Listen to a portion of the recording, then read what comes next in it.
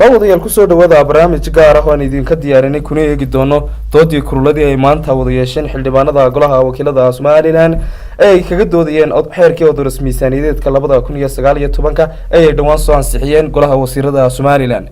haddaba doodan ay maanta wada yeesheen xildhibaanada golaha wakiilada Somaliland ayaa waxay qaar ka mid sheegeen in uu qalad ku jiro xeerkani miisaaniyadda ee sanadkan 2019.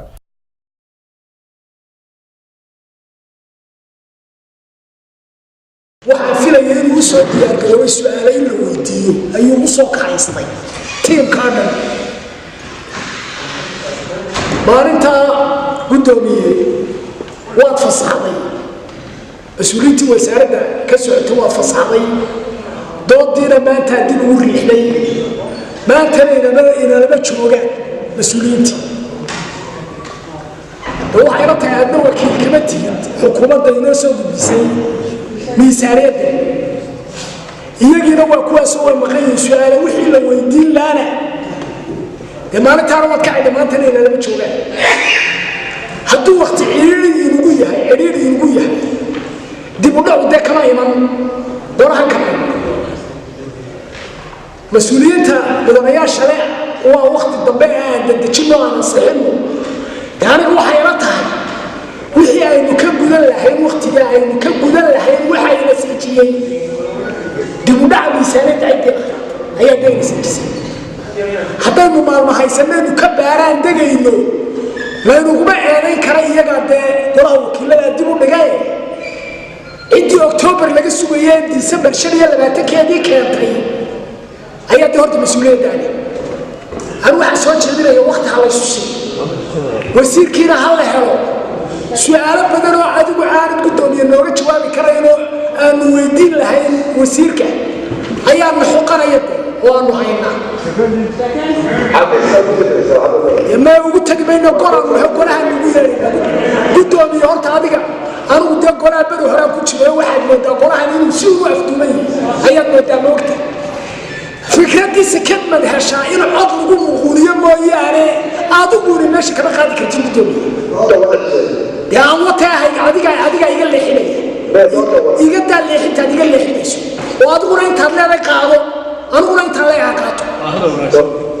waxaan leeyahay fikradiisa kad madhashaa gudoomiye codgeli in golahu isku wada raacsan uu qaato iyo inuu halkaa kaga tago dee codgeli ima ka taasi kad madhaysataa in wasiirka loo yeero sakada ma haysataa oday waxaan haynaa dee ima qabato in la yidhaahdo halkaasaan kaga tegay ama keligaa aad farruun garayso ima qabato waayahay taasi waa ta wasiirka aan la lahaa waxaan soo jeedinayaa in loo yeero sidaas kadmadka aan ma garanaysa wadayaashu ku bixiyeen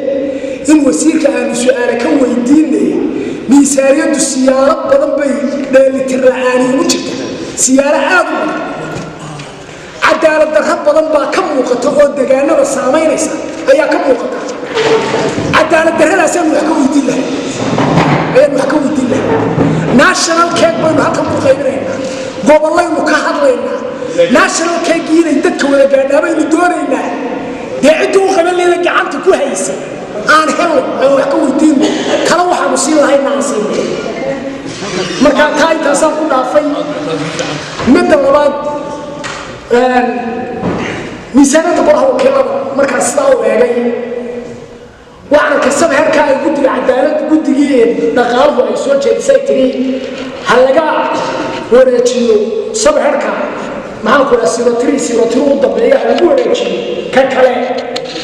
way isdhintay way dhimantay dhinaashiyaha kale guddiga dhaqaaluhu dhinaashiyaha kale anigu waxay la tahay dhanna dee guud ahaan waa korona halkii ku lahayd ee saameynaysa gorweynuhuna wuu isdhimay dee anu waxaan qabaa arrinkaa guddi ha loo saaro oo ha la ysla eego oo kororsiimadaa iyo dhinaashahaasi sida isu qabanayaan dee ha laga hadlo markaa taana golaha u soo jeediyey iyo shirgudoonkana bal in guddi loo saaro oo la ysla eego arrimihii badnaa ee ka hadli lahaa oo anigu waxay iga xidhan yihiin gudoomiye wasiirkaygaga xidhan yihiin marka waxaan soo jeedinayaa in miisaaniyadda ka hadalkeedana waqti la isu siiyo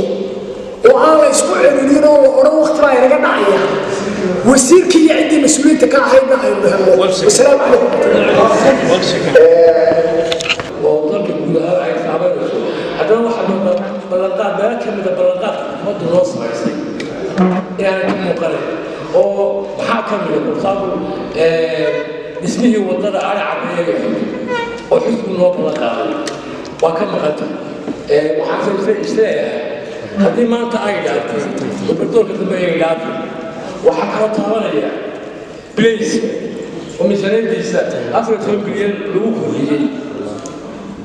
baa waxaa iiga muuqatay xayla waxaa la hadlay degmada xudu laba askari blace aa joogaan labada askari blace afartan askari baa markale loo xabadi kama joogto laba askari baa ka jooga intaasna waa loo kordhiyey waxaa leeyahay warbal blace-kina dib ha loogu noqdo bal dee arrintaa hoos loo eego waxaan kaloo ku darayaa wixii hadda ka dambeeya dee tani hadda way socotaa waa inay horta laasixin baynoo hortaalaay in wixii hadda ka dambeeya miisaaniyadda la goboleeyo oo gobol waliba iska arko oo kii dakhligiisu aanu ku filan kor loo soo qaado kii dakhligiisu ku filan yahayna dee kuwa kale waxa la isu saabayo laysu celceliyey anigu waa inay ka hadashaa nolosha dadka marka ugu horraysa dhaqaalaha maanta jira waa inay ka hadashaa maxaa inoo kordhay sanadkii aynu soo dhaafay maxaa inaga dhacay barayska ama sicirka cost of living maxaa sicir bararee dhacay siday dadku u nool yihiin waxaynu dunida waxaynu ka keennaa intaasoo waxaynu qabsanaaba ma jirto baliis waxa weeye inay siyaasad ballaaran ka hadasho waxaa halkan ku jiraa siyaasad maaha siyaasad mayso miisaaniyaddu waa inay caddaato maaha laba figar oo laysaga dhigo in badanna waynu ka hadal ta gobollada in badan baa laga hadla annagu ilaa maalintii aynu guddida dhaqaalaha ahayn waxaanu lahayn hala daadaajiyo oo gobollada iyagana waxaa laga siiya miisaaniyadda intanba waxaa lagu tilmaamay halkanan bay tahay waddankuna deetana wuxuu noqonayaa meel keliyuu noqonayaa sida afrika oo dhan ka dhacda innaguna waxaynu doonaynay inaynu waxa caynkaasa aynu ka dheeraanno oo ka fogaanno oo waddankeennu meel walba lagu noolaan karo markaa guddoomiye anigu waxaa soo jeedinaya iyadoo dee imika dadka jooga ay yar yihiin waxaa soo jeedinaya in guddoomiye aad waqti siiso golaha oo aanu ka soo baaraadegno waxyaalo badan baanu bedeli karnaaye hadalkana noo dheerayso doodana noo badiso miisaaniyaddan mid macnale aynu keenno oo la iska daayo duduubku ansixiyada aynu iska dayo waayo miisaaniyaddeennu waxaa loo qoondeeyey oo loo sameeyey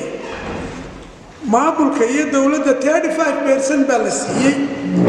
idinkoo og xaqiiqada iyo mandaqada aynu ku noolahay iyo xaaladda aynu ku jirana 36% boqolkiiba 6 baa la siiyey caafimaadka boqolkiiba 5 baa la siiyey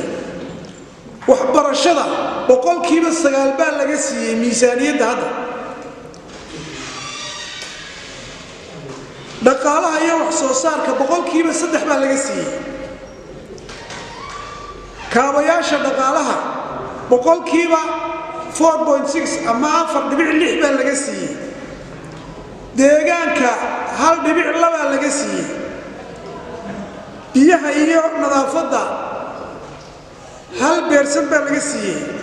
marka tirada guud isku eegto boqolkiiba 95% ayaa la siiyey intaas ama hawlaha ama meelaha aan ka soo sheekeeyay miisaaniyadda loo qoondeeyey haddii diyahaynteenu ay yar tahay oo waxa loo qoondeeyeyna ay dee sidaa kale yihiin anigu ma qabo waxaynu xukuumadda ku canaananiyo waxaynu bursi u kala dooranee waxay ila muuqataa in si wanaagsan loo shaqeeyey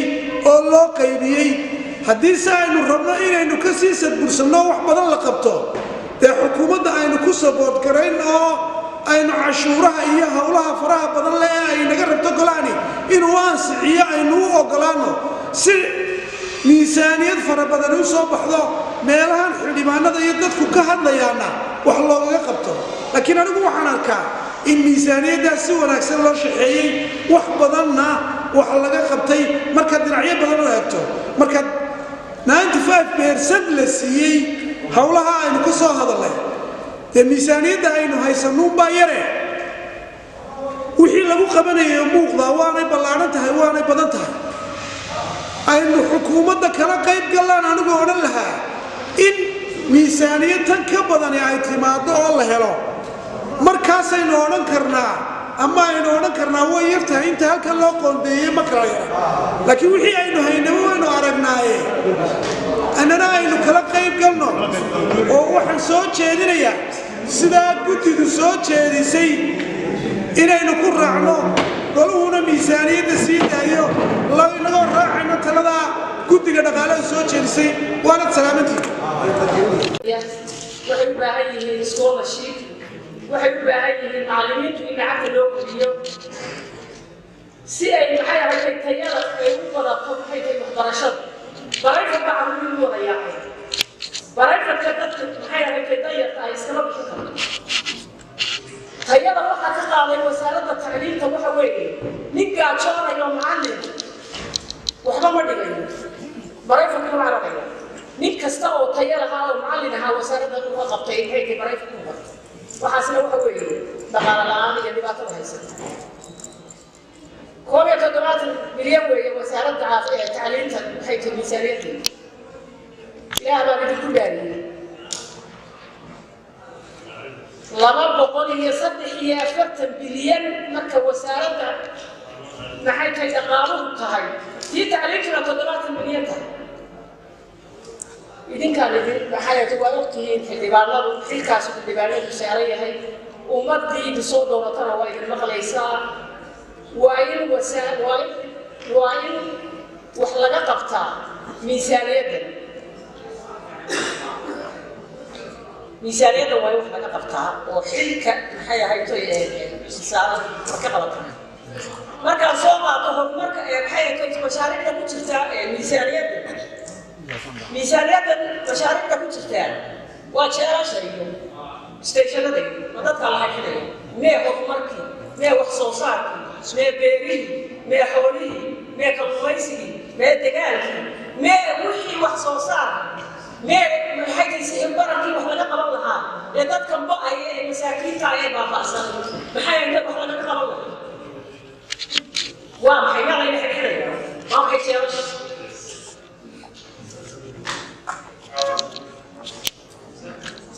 waxaan soo jeedinayaa xildhibaano in miisaaniyaddan aynu wax ka bedelno dastuurkayna siiyey ummadbaynu wakiil ka nahay ummad bayna soo dooratay inaynu wax ka bedel ku samayno mas-uuliyaddeena weeye cidna ka baryimayo dastuurkaynu midda labaad sida hore xildhibaan laga horeeyey u sheegay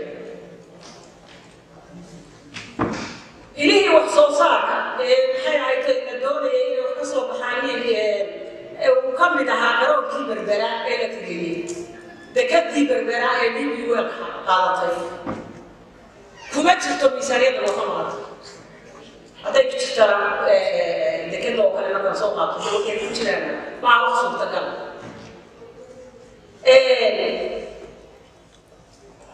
marka ma bilaash baynu u siinay baynana waxay naga doonayaan maxay tahay carabta inaga lacag naga rabaan miyaanay ahayn inay horumar dalka ay kusoo kordhiyaan inay shaqa abuur kusoo kordhiyaan berbera markaa soo qaato gobolka berbera waxaynu ognahay shaqaalihii ka shaqayn jiray berbera 70% inay maanta bilaaban yihiin dekadii iyo garoonkiina waxaynu siinay carabtaynu siinay marka carabtu maxay uga iibsanay ijraaf baynu uga iibsanay wax kale ajira xildhibaanada waxaan soo jeedinayaa sharafta miisaaniyadda in dib loo celiyo lana soo shaxeeyo lana soo kordhiyo wasaaradaha ay ka midka yihiin dhaqaalahooda sare loo soo qaado wasaaradda biyaha wasaaradda deegaanka, wasaaradda shaqada, wasaaradda beeraha, wasaaradda xanaanada xoolaha iyo kalluumaysiga, wasaaradda tacliinta iyo wasaaradda caafimaadka. wasaaradda caafimaadka ilaahay baan idinku dhaariyay intaan waxay noo jireen dhakhtarka haykay magaalo madaxda ku yaal wuxuu inoo jiraa 200 wakiil bal orda gala dhibaatada ka jirta suuliyadiisa gala maxay ahayd dhibta dadka haysata taga sidee wasaaradda caafimaadka iyo wasaaradda tacliinta ay wasaaradda uga dhaqaaqo iyo ku buuxsataa inkaas uu shaqeeya xildhibaanada ummadii soo doortay way ku haysaa ayuu bixiyay ma leeyahay miisaaniyadda dib aan soo hagaajiyo. Salaamu calaykum wa rahmatullahi wa barakaatuh. haddaba doodan ay wadayeesheen xildhibaanada golaha wakiilada Somaliland dawadayaashada qiimaha qaayaha iyo qadarinta naga mudano intaasi waxa inoogu soo gabagaboobay barnaamijkii gaarka ah ee aynu ku eeginay doodii kululada ay maanta wadayeesheen xildhibaanada golaha wakiilada Somaliland taasi oo ay ku eegayeen kagana doodayeen xeerkii miisaaniyadda sanadkan 2019 tan intaanu barnaamijkan lamida ku kulmi doono waxaan idinkaga tegaynaa aniga iyo barbaarta Arda TV. Salaamu calaykum wa rahmatullahi wa barakaatuh.